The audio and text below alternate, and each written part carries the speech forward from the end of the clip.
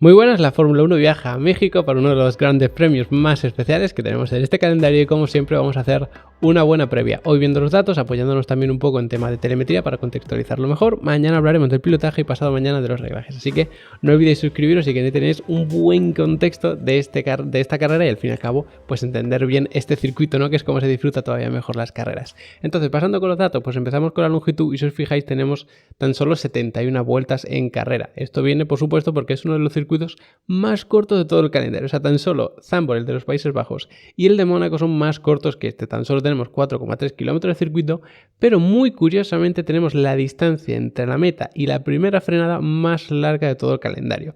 Es decir, mucho ojo con la salida, de la que hablaremos un poquito más mañana, pero ojo porque aquí es crítica. Veis que tenemos muchísima distancia y por lo tanto lo que significa es que la vuelta se empieza con una recta larguísima. Fijaos en estos gráficos, que es el panel que os enseño siempre en todos los análisis del circuito. Aquí tenemos la velocidad, marcha, revoluciones por minuto, acelerador, freno en rojo y giro volante aquí en azul. Y en el gráfico que quiero que os fijéis ahora es en el de arriba, el de la velocidad. Si os fijáis, desde aquí hasta aquí es la recta de meta y no solo eso, sino que evidentemente empieza la vuelta anterior, que también tenemos un cachito. Es bastante más corto que lo que tenemos en la siguiente, pero daos cuenta de lo que ocupa realmente esta recta. O sea, fijaos que tenemos como unas divisiones verticales y esta recta de meta ocupa todo esto, es decir, incluso más de un cuarto de la vuelta. Hemos visto que era 1,1 kilómetros de recta, es decir, de distancia entre la meta, hasta la primera frenada, pero claro, el primer vértice no está aquí, sino que está aquí.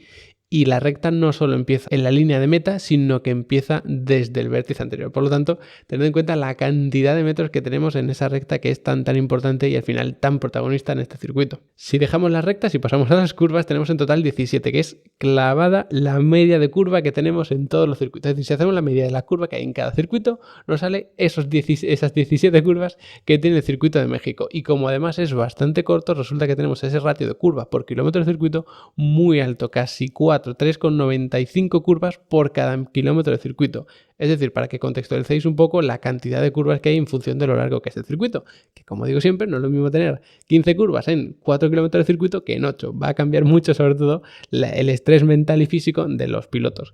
En cuanto a cómo se reparte izquierda-derecha cada curva, pues os fijáis, tenemos 10 curvas hacia la derecha, por lo tanto, tan solo 7 curvas hacia la izquierda, que puede decir, pues bueno, hay muchas más curvas a derecha, o se va a notar bastante, pero realmente a la hora de la verdad, si os fijáis, las curvas lentas, pues tenemos 2 a un lado y 3 a otro, o sea que bastante equilibrado. De velocidad media sí que hay cierto desequilibrio porque tenemos 2 hacia la izquierda y 4 hacia la derecha, y luego de alta velocidad, pues 2 a un lado y 3 a otro. Por lo tanto, ya veis que si tenemos en cuenta quitando todas esas curvas que se hacen a fondo como si no fuesen curvas, pues bueno, tampoco vamos a tener un desequilibrio muy alto en el tema del desgaste.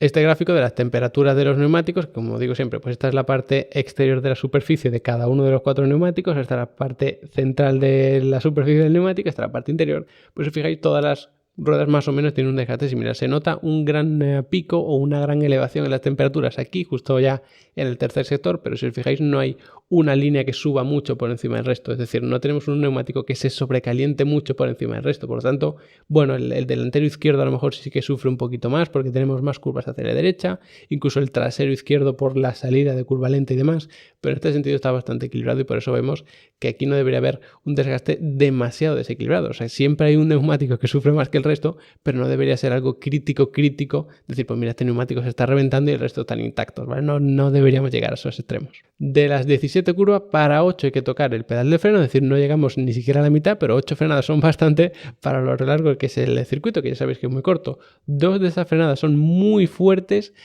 Bueno, hay otras que más o menos se podría considerar de una dificultad media tirando a alta, que ahora lo veremos, pero bueno, que sepáis que los frenos aquí no deberían sufrir demasiado al fin y al cabo, sobre todo porque tenemos una recta enorme para refrigerar. El porcentaje de vuelta que estamos frenando pues es un 15%, que sí que está un poquito por encima de la media, que en función de si tenemos más tráfico, más combustible, las condiciones de los neumáticos o de la pista no son óptimas, pues bueno, puede subir a lo mejor un 17 o aproximadamente o así, pero no es de los circuitos en los que tengamos que preocuparnos excesivamente. Si os fijáis en la temperatura, la máxima está bastante centrada la tabla de todas las temperaturas máximas de todos los circuitos.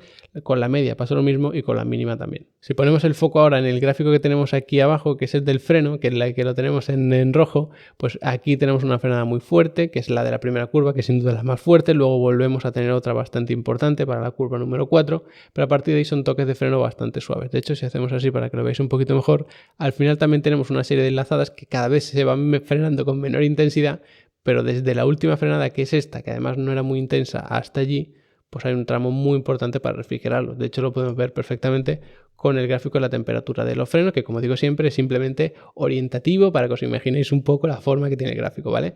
En la recta de meta se refrigera una auténtica barbaridad, aún así no es de las temperaturas mínimas más bajas de todo el calendario.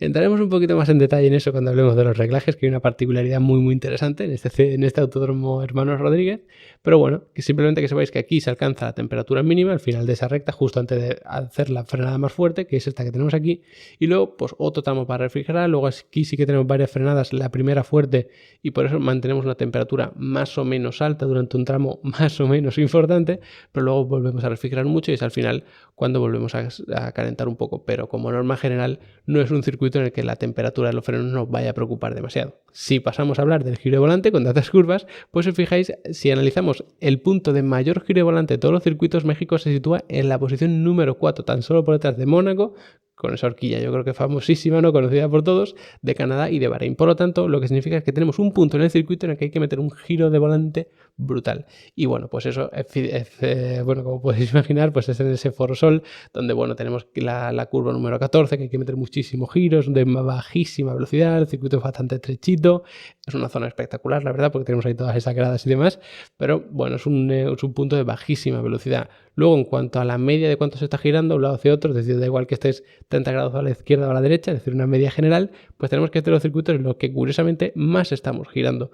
Que tenemos una recta muy larga, es verdad, pero de media lo que estamos girando volante de un lado y otro son 30 grados. Por lo tanto, los sitúa en uno de esos circuitos en los que el sistema de la dirección pues cobra especial importancia y el porcentaje de vuelta que estamos en recta no es muy alto. Es verdad que cuando estamos en recta, porque es la recta de meta que es larguísima, pero luego en el resto del circuito estamos constantemente jugando hacia un lado y hacia otro. Fijaos en este gráfico de aquí abajo, que es el del giro volante. Tenemos muchísimos metros en línea recta, que es la recta de meta, lógicamente al final también, que es lo que tenemos por aquí. Aquí tenemos un pequeño tramo de recta, luego aquí también, que es entre las curvas 3 y 4, pero donde sobre todo vamos con el volante recto es aquí. No es de los circuitos en los que menos tiempo estamos con el volante recto, sobre todo porque aquí sí que tenemos un tramo muy importante y aquí también, que luego esto aquí también y tal, pero sin duda lo que más aumenta ese porcentaje de cuánto vamos con el volante recto es esta recta y luego este tramo de aquí, que son los dos tramos rectos más importantes. Y ya para terminar, hablando del acelerador, la velocidad de punta, todo eso, pues tenemos un 17% de la vuelta en octava velocidad. Es decir, esa octava marcha, ese rango máximo de velocidad de los Fórmula 1, y esto es lógico, porque cuando se engrana la octava marcha, cuando tenemos una recta muy larga, aquí solo tenemos una recta muy importante, es verdad, pero es que es larguísima. Entonces, mucho porcentaje de vuelta estamos en esa octava marcha. Si luego nos fijamos en el porcentaje de vuelta acelerando a fondo, pues está en la media, en torno a un 73% de lo que estamos acelerando a fondo, que como digo siempre, parece altísimo en un 73% de la vuelta dando gas a fondo, pero claro, son Fórmula 1 con una carga aerodinámica brutal, entonces estos porcentajes siempre son muy altos. Pero si lo comparamos con el resto de circuitos, mismas condiciones, mismo reglaje en todos, nos sale que es uno de los circuitos así más o menos equilibrado, ¿no? Más o menos en la media.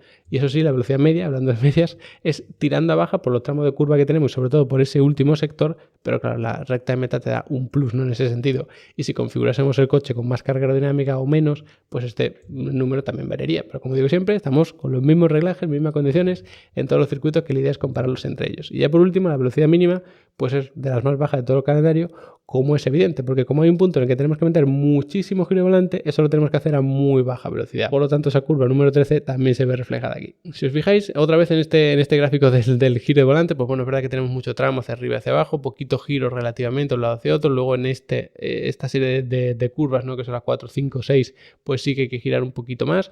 Pero aparte de eso, suelen ser curvas de bastante velocidad, de ir enlazando, de ir a bastante velocidad de un lado hacia otro, excepto aquí que tenemos ese punto de la curva número 13, que sin duda es donde más giro hay que meter, y por eso vemos un pico muy profundo hacia abajo. Ahí es donde realmente se nota que hay que perder muchísima velocidad, que es este punto de aquí, y por supuesto meter más giro de volante. Ya sabéis que si queréis aprender mucho más de Fórmula 1, de técnicas de pilotaje, de analizar circuitos, de reglaje, de telemetría, de todo lo que tenga que ver con automovilismo, pues tenéis Level Up Academy, que por 15 euros al mes tenéis una tarifa plana de cursos, no hay permanencia. Mientras la tengáis activa podéis ver todo lo que queráis, obtener los certificados, preguntarme por el soporte, descargaros los archivos que tenemos por ahí de plantillas, de programas, todo eso, y cuando la canceléis, que no hay ningún tipo de permanencia, pues ya no tenéis acceso, pero no tenéis que estar mínimo 3 meses, mínimo 5 meses. Si queréis estar 1, pues 1, si queréis estar 12, pues 12, ¿vale? Sin ningún problema. Así que echad un vistazo, que ya sea a nivel aficionado o a nivel profesional, sobre todo, vais a aprender muchísimo y vais a formaros como profesionales del automovilismo, que es bastante complicado, yo lo sé. Así que nada, espero que os haya gustado el vídeo. Mañana nos vemos hablando del pilotaje, de cómo se traza cada una de las curvas,